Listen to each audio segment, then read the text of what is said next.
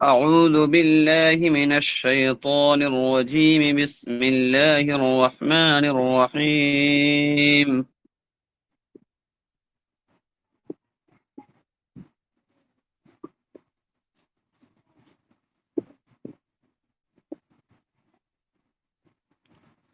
كذبت قبلهم قوم نوح فكذبوا عبدنا وقالوا مجنون وازدجر فدعا ربه أني مغلوب فانتصر ففتحنا أبواب السماء بماء منهمر وفجرنا الأرض عيونا فالتقى الماء على أمر قد قدر وحملناه على ذات ألواح ودسر تجري بأعيننا جزاء لمن كان كفر ولقد تركناها آية فهل من مدكر فكيف كان عذابي ونذر ولقد يسرنا القرآن للذكر فهل من مدكر كذبت قبلهم قوم نوح فكذبوا عبدنا وقالوا مجنون وازدجر كذبت قبلهم قوم نوح، ان سے پہلے نوح کی قوم نے جھٹلایا. فکذبوا عبدنا،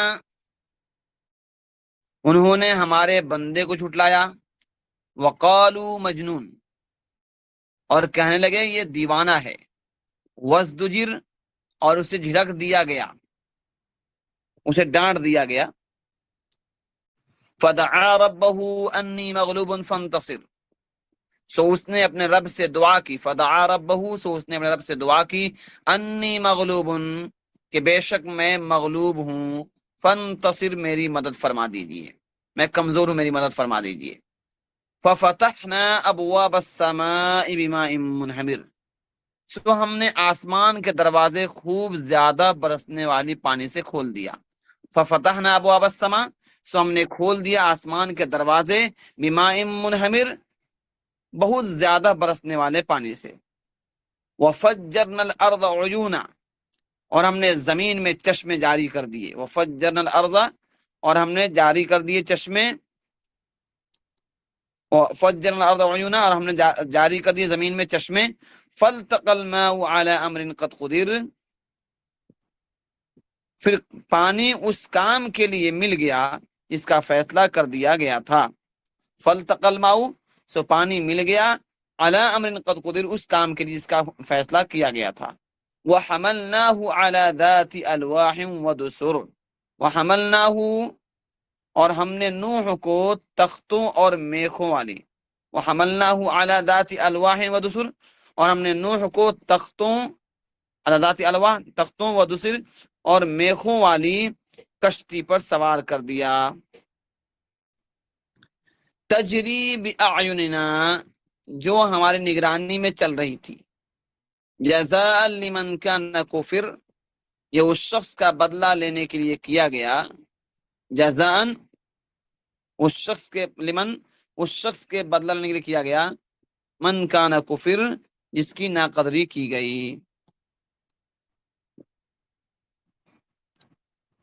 وَلَقَدْ تَرَكْنَاهَا آيَةً فَهَلْ مِن مُدَّكِرٍ، وَلَقَدْ تَرَكْنَاهَا، اور ہم بلا شبہ ہم نے اس واقعے کو عبرت بنا دیا.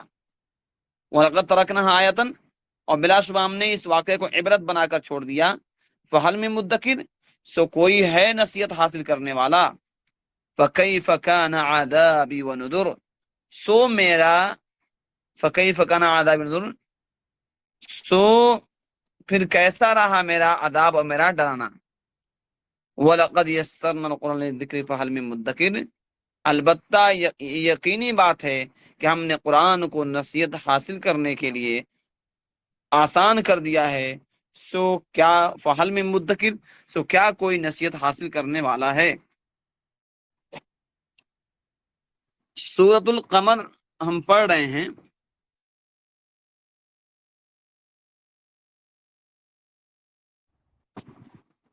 سورۃ القمر کی گزشتہ جو چند آیات ہم نے پڑھی،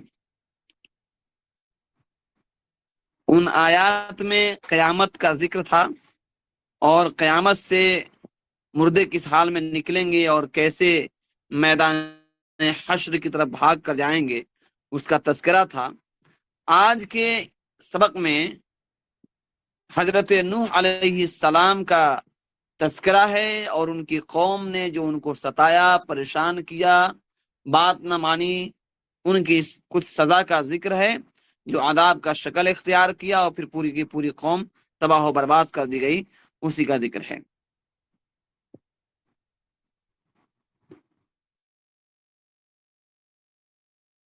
اہل مکہ کا انکار اور عناد اور دشمنی، یہ ان کا بڑھتا جا رہا تھا۔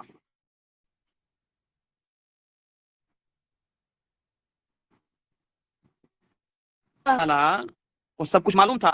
اللہ رب العزت ان کے اس حرکت کو دیکھ دیکھ کر گزشتہ اقوام کی اور ان کے حالات اور ان کے آداب کا تذکرہ اللہ کرتے تھے قرآن کریم میں۔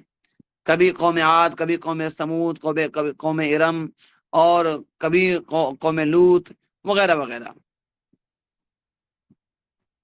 یہاں حضرت نوح علیہ السلام کی قوم اور قوم عاد اور قوم سمود اور قوم لوط کی قوم کے واقعات ذکر فرمائے ہیں۔ سب سے پہلے حضرت نوح علیہ السلام کا تذکرہ فرمایا کہ اہل مکہ سے پہلے ہمارے بندے نوح علیہ السلام کی بھی تکذیب کی گئی۔ کذبت قبلہم قوم نوح، کہ آپ سے پہلے بھی نوح علیہ السلام کی تکذیب کی گئی، ان کی قوم نے انہیں دیوانہ بتایا۔ فکذبوا عبدنا، سو ان لوگوں نے ہمارے بندے نوح علیہ السلام کو انہوں نے دیوانہ کہا، جھٹلایا ان کو۔ وقالوا مجنون وازدجر، اور ان کو دیوانہ کہا، اور ان کو ڈانٹے اور ڈپٹے اور ان کو جھڑکے اور ان کے ساتھ بے ادبی کی اور ان کا مقابلہ کیا، ان کو پریشان کرتے رہے۔ یہ ہم لوگ سورہ نوح میں پڑھ چکے ہیں کہ حضرت نوح علیہ السلام اپنی قوم کے درمیان 950 سال رہے،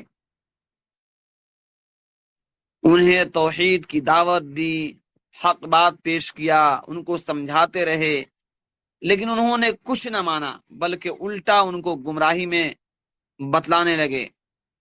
سورہ اعراف میں ہے، اللہ فرماتے ہیں اِنَّا لَنَرَاكَ فِي ضَلَالٍ مُبِينٍ، کہ ان لوگوں نے کہا کہ ہم تو تمہیں گمراہی میں دیکھتے ہیں،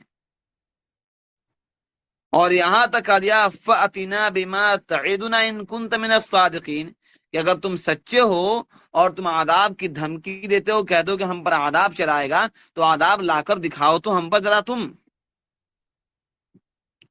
بہرحال ان کی قوم بہت ہی شرارت پر اتر آئی اور بہت پریشان کیا، اتنے مارتے تھے ان کو کہ آپ بے ہوش ہو کر گر جاتے، وہ مردہ سوچ کر چلے جاتے، آپ کو جب ہوش آتا پھر آپ وہیں تبلیغ شروع کر دیتے، آپ کی گردنوں میں رسی ڈال کر کھینچتے، آپ کی آنکھیں ابل پڑتی، آپ کو اور سمجھتے کہ یہ مر گیا ہے تو چھوڑ کر چلے جاتے۔ اس طرح سے نوح علیہ السلام 950 سال تک تمام تکلیفوں کو برداشت کر کے ان کو تبلیغ و دعوت کا کام کرتے رہے، لیکن جب نہیں مانے اور جب حد سے پانی سر سے اوپر اٹھ گیا تو انہوں نے پھر اللہ کے اشارے پر انہوں نے بد دعا کی، اور پھر اللہ نے پوری قوم کو تباہ و برباد کر دیا۔ نوح علیہ السلام جو ہے ان کی حرکتوں سے بہت عاجز آ گئے، بہت کم لوگ ان پر ایمان لائے۔ سورہ ہود میں اللہ فرماتے ہیں وما آمن معه الا قلیل، کہ ان لوگوں نے عذاب مانگا ہی تھا، کہ ان لوگوں نے وما آمن معه الا قلیل، کہ نہیں ایمان لائے ان پر بہت، لیکن بہت تھوڑے سے، ٹھیک ہے، اور بار بار عذاب مانگتے تھے کہ عذاب لا دیجیے، عذاب لا دیجیے اگر آپ سچے ہیں تو۔ چنانچہ نوح علیہ السلام نے بد دعا کر دی۔ سورہ مومنون میں ہے کہ انہوں نے عرض کیا کہ رب انصرنی بما کذبون، کہ میرے پروردگار میری مدد فرمائیے جو یہ جھٹلا رہے ہیں. اور سورہ قمر میں آج کیا ہے؟ فدعا ربہ انی مغلوب فانتصر. انہوں نے اپنے رب کو پکارا کہ اے میرے رب میں مغلوب ہوں سو میری مدد فرمائیے. فدعا ربہ انی مغلوب فانتصر، یہ ایک بڑی عجیب دعا بھی ہے. کوئی آدمی پریشانی کے عالم میں ہو، حادثات ہو، مشکلات و مسائل ہو، تو اس کو کثرت سے پڑھے گا تو اللہ تعالیٰ اس کے مشکلات سے نکال بھی دیتے اس کو. فدعا ربہ انی مغلوب فانتصر، یہ دعا آدمی کرے تو انشاءاللہ اللہ اس کی برکت سے اس کے مسائل حل کر دیتے ہیں. بہرحال پھر ایک جگہ سورہ نوح میں ہم لوگ پڑھ چکے ہیں، آیا تھا وہ آیت کریمہ کیا ہے؟ رب لا تذرنی علی الارض من الکافرین دیارا، کہ اے میرے رب کافروں میں سے کسی کو بھی زمین پر چلتا پھرتا مت چھوڑیے.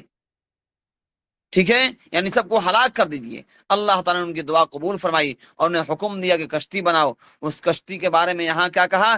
ذات الواح و دسر، کہ تختوں سے بنی ہوئی چیز میں یعنی میخیں اور کیلے گاڑ کر جو بنائی گئی تھی کشتی، وہ مراد ہے یہاں پر. جب یہ کشتی تیار ہو گئی تو ارشاد فرمایا کہ اپنے گھر والوں کو اور دیگر اہل ایمان کو اس میں سوار کر لو. جب یہ حضرات سوار ہو گئے تو اللہ تعالیٰ نے پانی کا طوفان بھیج دیا. آسمان سے بھی پانی برسا اور خوب برسا، اور زمین سے بھی چشمے جاری ہوئے. دونوں پانی آپس میں مل گئے، اور جو فیصلہ ان کے بارے میں اللہ تعالیٰ کے حکم سے ہو گیا تھا اور اللہ نے جو مقدر میں لکھ دیا تھا اسی کے مطابق ان کی ہلاکت و بربادی ہو گئی. کشتی پانی میں بہتی رہی. اللہ تعالیٰ نے اپنی نگرانی میں اس کو جاری رکھا، اور جو لوگ ان میں سوار تھے ان کی حفاظت فرمائی اور کافروں کو ڈبو دیا. چونکہ ان لوگوں نے نوح علیہ السلام کو بہت ستایا تھا، ان کی ناقدری کی تھی، اس لیے فرمایا جزاء لمن کان کفر، کہ یہ ان کو اس لیے غرقاب کیا گیا کہ ان کے سزاؤں کا، ان کے گناہوں کا بدلہ دیا گیا. بہرحال نے قرآن کریم کی وہ آیت جو پڑھا اللہ ہم نے پڑھا، وفجرنا الارض عیونا، کہ پانی سے کہ اللہ نے کیا کی؟ آسمان، وفتحنا ابواب السماء بماء منہمر، اللہ نے آسمان کے دروازے خوب پانی برسنے والے دروازے کھول دیے. وفجرنا الارض عیونا، اور زمین نے چشمہ ابالنا شروع کیا. فالتقى الماء، اور آسمان اور زمین کے پانی مل گئے. علی امر قد قدر، اسی کے مطابق جس کے مطابق فیصلہ کر دیا گیا تھا. ٹھیک ہے، وحملناه على ذات الواح ودسر، اور ان کو میخوں اور کیلوں والے کشتی پہ سوار کر دیا گیا. تجری بأعیننا، اللہ کہتے ہیں کہ ہماری نگرانی میں وہ چلتا رہا. جزاء لمن کان کفر، اور کافروں کو ہلاک کیا گیا. کیوں کیا گیا؟ جزاء لمن کان کفر، اس شخص کا بدلہ لینے کے لیے جس کی ناقدری کی گئی تھی. وَلَقَدْ تَرَكْنَاهَا آیَةً فَهَلْ مِن مُدَّکِرٍ. جی، اب بلا شبہ ہم نے اس واقعہ کو عبرت بنا کر چھوڑ دیا، سو کیا کوئی ہے نصیحت حاصل کرنے والا؟ فَكَيْفَ كَانَ عَذَابِ نُذُرِ، سو کیا کیسا تھا میرا عذاب و میرا ڈرانا. مطلب یہ ہے کہ پہلے کے امتوں کے واقعات محض حکایت کے لیے نہیں ہیں، بلکہ ان سے عبرت حاصل کرنا لازم ہے. پرانی امتوں کو جو اللہ نے ہلاک کیا، وہ ہلاکت اس لیے کیا گیا کہ انہوں نے اپنے پیغمبروں کو جھٹلایا، اللہ کی نافرمانی کی. تو اب بعد میں آنے والی امتوں پر لازم ہے کہ ان کے واقعات اور ان کی قصص کو پڑھ کر عبرت حاصل کرے اور ایمان لائے اور اپنے پیغمبر کا کہاں مانے. آگے اللہ تعالیٰ کہتے ہیں وَلَقَدْ يَسَّرْنَا الْقُرْآنَ لِلذِّكْرِ فَهَلْ مِن مُدَّكِرٍ. یہ آیت کریم جو ہے یہ جو آیت ہے وَلَقَدْ يَسَّرْنَا الْقُرْآنَ لِلذِّكْرِ فَهَلْ مِن مُدَّكِرٍ، یہ سورہ قمر میں 4 جگہ آئی ہے. پہلی بار حضرت نوح علیہ السلام کی قوم کے تذکرے کے بعد، پھر قوم عاد، قوم ثمود اور قوم لوط کی ہلاکت کے تذکرے کے بعد فرمایا کہ ہم نے قرآن کو ذکر کے لیے آسان کر دیا، سو کوئی ہے جو نصیحت حاصل کرنے والا ہو. اس میں قرآن کریم کے آسان ہونے کا ذکر ہے اور دعوت فکر بھی ہے. اللہ تعالی نے قرآن کریم کو آسان کر دیا تو بندوں پر لازم ہے کہ اس سے نصیحت حاصل کریں، ذکر و فکر کی دعوت دیتے رہیں. فَهَلْ مِن مُدَّکِرٍ، سو کیا کوئی نصیحت حاصل کرنے والا ہے؟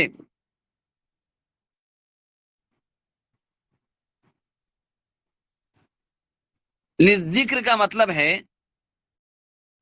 نصیحت حاصل کرنا، عبرت لینا وغیرہ وغیرہ۔ معالم التنزیل میں حضرت سعید ابن جبیر رضی اللہ تعالیٰ عنہ کا قول نقل کیا گیا ہے بحوالہ انوار البیان کہ اس سے حفظ و قراءت مراد ہے۔ قرآن کا پڑھنا اور حفظ کرنا بھی آسان ہے، اور اس کے معانی اور مضامین اور احکام سمجھنا بھی آسان ہے۔ رہی استنباط یعنی قرآن کریم سے مسائل کو نکالنا، مسائل کا اخذ کرنا، تو یہ ہر شخص کے لیے آسان نہیں ہے، ہر شخص نہیں سمجھ سکتا۔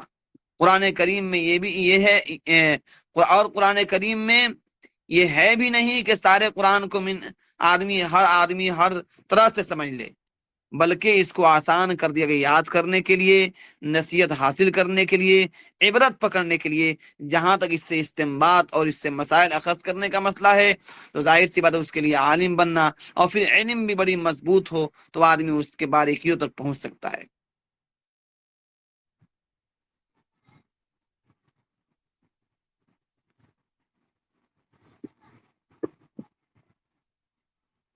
بہت سے وہ لوگ ہیں جو آیت شریفہ کو، اسی آیت کو سامنے رکھتے ہیں۔ بہت سے لوگ جو ہیں بڑے گمراہی میں ہیں، وہ اسی آیت کو کہتے ہیں کہ اللہ نے خود کہا کہ ہم نے آسان کر دیا ہے، اور اس کا مطلب اپنے پاس سے نکالتے ہیں، اور اکابرین اور صحابہ کرام کے تفسیر کے خلاف تفسیر کرتے ہیں، جبکہ عربی لغات اور قواعد عربیہ کو بھی نہیں جانتے۔ ایسے لوگ بہت گمراہی میں ہیں۔ یہ اللہ تعالی کی طرف سے سہل اور آسان ہے کہ اس نے پورے قرآن کریم کو مومن بندوں کے سینوں میں ایک ایک لفظ اور ایک ایک حرف کو محفوظ فرما دیا۔ اگر قرآن کریم دنیا کے تمام جتنے لکھے ہوئے قرآن کریم ہیں سبھی اگر ختم کر دی، نعوذ باللہ، اگر اللہ نہ کرے خدا نہ خواستہ اگر ختم ہو جائیں تو قرآن مجید پھر بھی محفوظ رہے گا۔ ایک ایک بچے کے سینے میں اللہ تعالیٰ نے اس کو ایسے محفوظ کر دیا ہے کہ ایک ایک حرف اور ایک ایک نقطے کی غلطی نہیں نکل سکتی ہے۔ بہرحال یہ کوئی نہ سمجھے کہ ہر بندہ قرآن کریم سے مسئلہ اخذ کر لے گا اور ہر بندہ اس سے جو ہے مسائل بیان کرنا شروع کر دے گا۔ یہاں پر ایک بات سمجھنے کی ہے، قرآن کریم کا ایک اعجاز ہے، اعجاز مطلب معجزہ ہے۔ وہ معجزہ کیا ہے؟ اور وہ سب کے سامنے ہے، سب لوگ دیکھ رہے ہیں کہ عورتیں، بوڑھے، بچے، جوان سب حفظ کر لیتے ہیں۔ اتنی بڑی کتاب کوئی بھی شخص اپنی زبان کی لفظ بلفظ اور حرف بحرف یاد نہیں کر سکتا۔ دنیا کے کوئی بھی شخص دوسرے کسی کتاب کو اس طرح سے ازبر یاد نہیں کر سکتا۔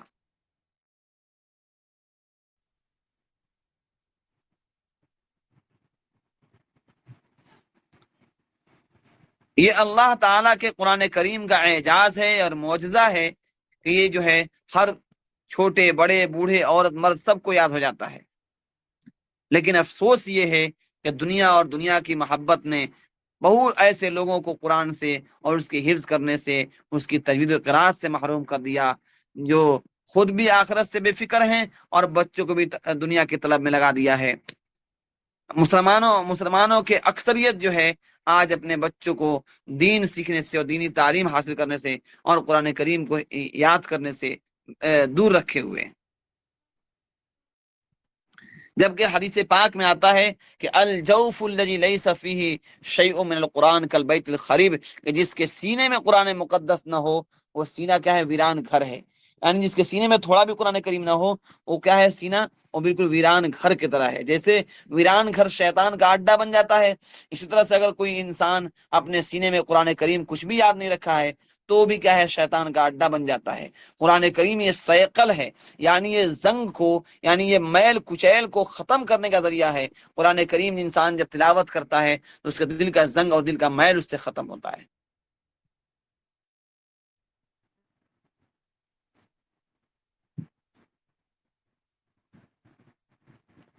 بعض لوگ کہتے ہیں کہ بچوں کو صرف قرآن رٹانے سے کیا فائدہ ہے؟ صرف زبانی طوطے کی طرح رٹ لے اس سے کیا فائدہ ہے؟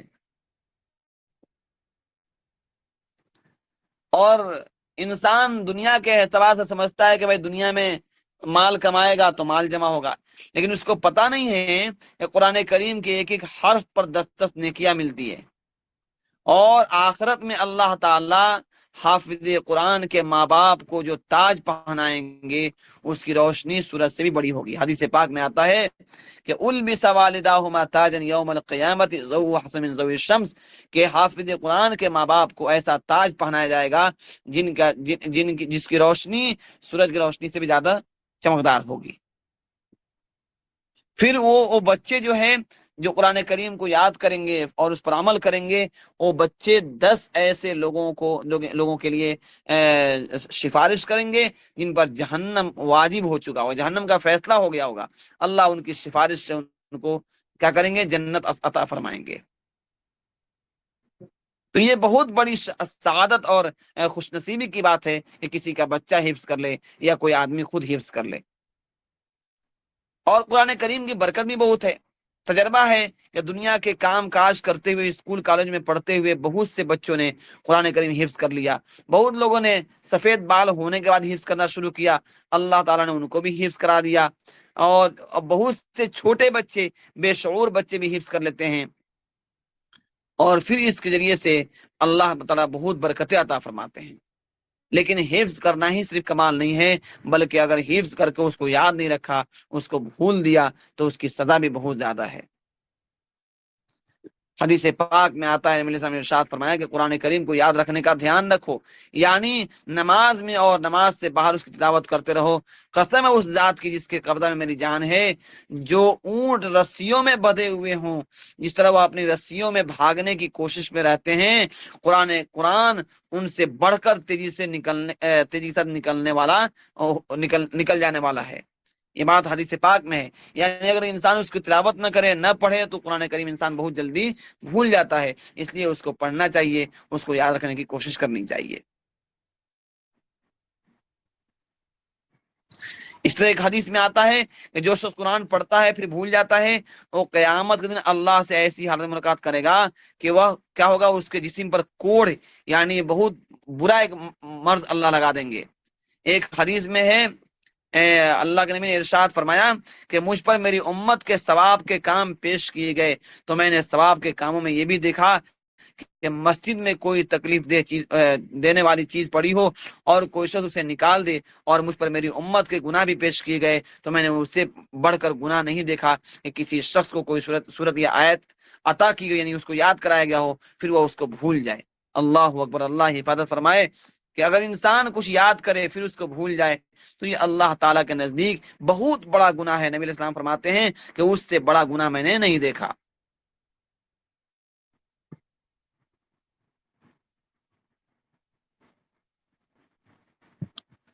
بہرحال قرآن کریم کا حفظ کرنا، اس کو سمجھنا، اس کے معانی و مطالب کو سمجھنا، اس سے مسائل استنباط کرنا، یہ سب سعادت کی بات ہے۔ قرآن کریم کا اعجاز اور معجزہ ہے کہ اللہ نے کہا کہ ہم نے قرآن کریم کو آسان کر دیا، جو ہے کوئی اس سے نصیحت حاصل کرنے والا، یعنی اس کا سمجھنا بھی آسان، اس کا پڑھنا بھی آسان، اس کا یاد کرنا بھی آسان۔ اب یہ ہے کہ انسان اس کو پڑھے، اس کو یاد کرے اور اس سے نصیحت حاصل کرے، تبھی جا کر انسان جو ہے اپنے رب کا شکر گزار بندہ بن پائے گا۔ ٹھیک ہے، کوئی سوال ہو تو؟